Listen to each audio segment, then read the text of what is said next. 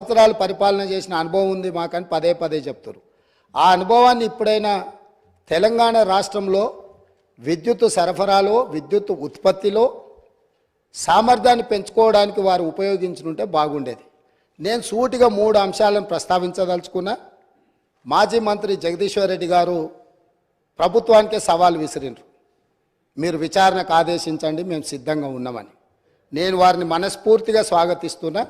3 అంశాల మీద ఈ ప్రభుత్వము పూర్తి స్థాయిలో విచారణకు ఆదేశిస్తాము. జ్యుడిషియల్ ఎంక్వైరీ చేయడానికి ప్రభుత్వం సిద్ధంగా ఉంది. వారే కోరుకున్నప్పుడు వాస్తవాలను సభ ముందు పెట్టిన తర్వాత మాజీ మంత్రి గారు ఏదైతే జ్యుడిషియల్ ఎంక్వైరీ కోరుకున్నారో తప్పకుండా తమరి అనుమతి ద్వారా సభలోనే నేను ప్రకటన చేస్తున్నా. 3 అంశాల మీద జ్యుడిషియల్ ఎంక్వైరీకి మా ప్రభుత్వం సిద్ధంగా ఉన్నది అని చెప్పి ఈ సందర్భంగా తెలియజేస్తూ, ఆ 3 అంశాలకు సంబంధించి తెలంగాణలో కాలిపోతున్న మోటార్లు, పేలిపోతున్న ట్రాన్స్ఫార్మర్లు, ఆత్మహత్యలు చేసుకుంటున్న రైతులు, ఇది ఒక పెద్ద సెంటిమెంట్ విద్యుత్తు అనేది. ఈ ప్రజల యొక్క సెంటిమెంటును ఏ రకంగా గత ప్రభుత్వము ఆర్థిక ప్రయోజనాల కోసము వినియోగించుకున్నదో ఈ అంశాలు ఈరోజు బయటికి రావాల్సి ఉన్నది. అందులో భాగంగానే ఛత్తీస్గఢ్ ఒప్పందం.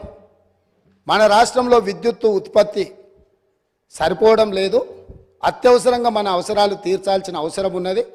కాబట్టి ఏ టెండర్లు లేకుండానే డైరెక్ట్గా మేము ఆ ఛత్తీస్గఢ్ ప్రభుత్వానికి సంబంధించిన ప్రభుత్వ సంస్థతో తెలంగాణ రాష్ట్ర ప్రభుత్వం డిస్కాంలు ఒప్పందం చేసుకుంటున్నాయని ఆ రోజు ఇదే సభలో ఈ ఒప్పందాలతో వేల కోట్ల రూపాయల భారం పడబోతుంది, ఈ భారాన్ని తెలంగాణ ప్రజలు భరించలేని పరిస్థితికి దారితీస్తుంది, ఈఆర్సీ ముందల మేము ఫిర్యాదులు చేయడమే కాకుండా మా వాదనలు వినిపించినాం.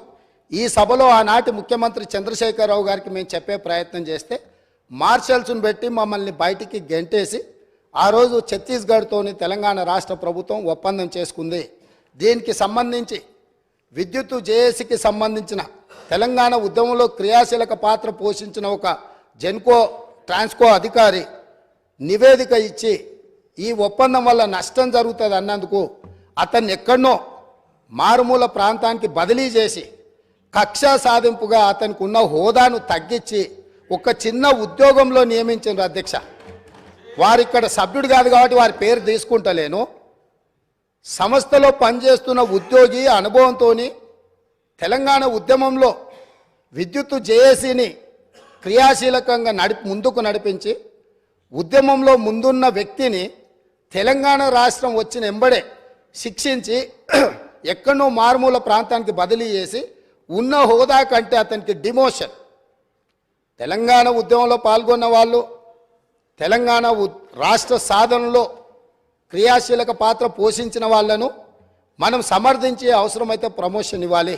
ఒకవేళ ప్రమోషన్ ఇవ్వడానికి మీకు మనస్కరించకపోతే ఉన్న హోదాలనైనా ఉంచాలి. అలా కాకుండా శిక్షించి బదిలీ చేసిండ్రు. అతను కూడా ఆనాడు ఈఆర్సీ ముందు తన వాదన వినిపించిండు. ఆ వాదనను పెడచెవిన పెట్టి ఛత్తీస్గఢ్ ఒప్పందం చేసుకుండ్రు. ఈ ఛత్తీస్గఢ్ 1000 మెగావాట్ల ఒప్పందం 3/11/2014 నాడు ఏదైతే ఒప్పందం మీద సంతకం చేసిండ్రో ఈ నివేదికలోనే ఉంది. నేను కొత్తదేం చెప్పడం లేదు, వారు చూసుకోవాలి. పేజీ నెంబర్ 11, 12లో ఉన్న వాటిని. అసలు ఈ విద్యుత్తు వినియోగించినా వినియోగించకపోయినా, అదేవిధంగా విద్యుత్తును రవాణా చేయడానికి వినియోగించాల్సిన కారిడార్ను పర్మనెంట్ ఒప్పందం చేసుకోవడంతో విద్యుత్తు సరఫరా అయినా కాకపోయినా దాదాపుగా 1362.424 కోట్ల రూపాయలు ఈరోజు ప్రభుత్వం మీద భారం పడ్డది. ఆ విద్యుత్తు కొనుగోళ్లలో ఆనాడు కేంద్ర ప్రభుత్వము మనకు తక్కువ ధరకు విద్యుత్ ఇవ్వడానికి సిద్ధంగా ఉన్నా పెడచెవిన పెట్టి మీరు మీ ఆలోచనతో, మీ అవగాహనతో, మీకు ఎలాంటి ఉద్దేశాలు ఉన్నాయో నాకు తెలియదు, ఆ ఉద్దేశాలు ఈరోజు విచారణతో బయటికి రావాలి. కాబట్టి రేపు జరగబోయే జ్యుడిషియల్ ఎంక్వైరీలో ఛత్తీస్గఢ్తో తెలంగాణ రాష్ట్ర ప్రభుత్వం చేసుకున్న ఒప్పందాల మీద 100% విచారణకు ఆదేశిస్తున్నాము. ఈ ఛత్తీస్గఢ్ 1000 మెగావాట్ల విద్యుత్తులో జరిగిన కుంభకోణము, నిర్లక్ష్యము, ఈరోజు ఛత్తీస్గఢ్లో ఏవైతే కేసులు నడుస్తున్నాయో ఈరోజు వాళ్ళు ఫిక్స్డ్ కాస్ట్ వేరియేషన్ కాస్ట్ని లెక్కలేసి వాళ్ళు ఏ అదనంగా అడుగుతున్నారో ఏ పరిస్థితులు ఉన్నాయో అక్కడ ఛత్తీస్గఢ్ ఈఆర్సీ ముందర జరుగుతున్న కేసులు ఏమున్నాయో వీటన్నిటిని పూర్తి స్థాయిలో విచారణ చేయడం ద్వారా మొత్తం వాస్తవాలను బయటకు తీయాల్సిన అవసరం ఉంది. ఛత్తీస్గఢ్ ఒప్పందం మీద ఈ ప్రభుత్వం విచారణకు ఆదేశిస్తుంది అధ్యక్ష. అదేవిధంగా అధ్యక్ష, యాదాద్రి థర్మల్ పవర్ ప్రాజెక్ట్ ఆ రోజు ప్రజల సెంటిమెంట్ ఏదైతే ఉందో ఈ ప్రజల సెంటిమెంటును తమకు అనుకూలంగా మార్చుకొని ఇండియా బుల్స్ అనే కంపెనీ గుజరాత్లో 1080 మెగావాట్ల విద్యుత్ సామర్థ్యంతో ప్రైవేట్ సంస్థ నిర్మించదలుచుకున్న ప్రాజెక్టును కేంద్ర ప్రభుత్వం విధి విధానాలలో మార్పు తీసుకొచ్చింది.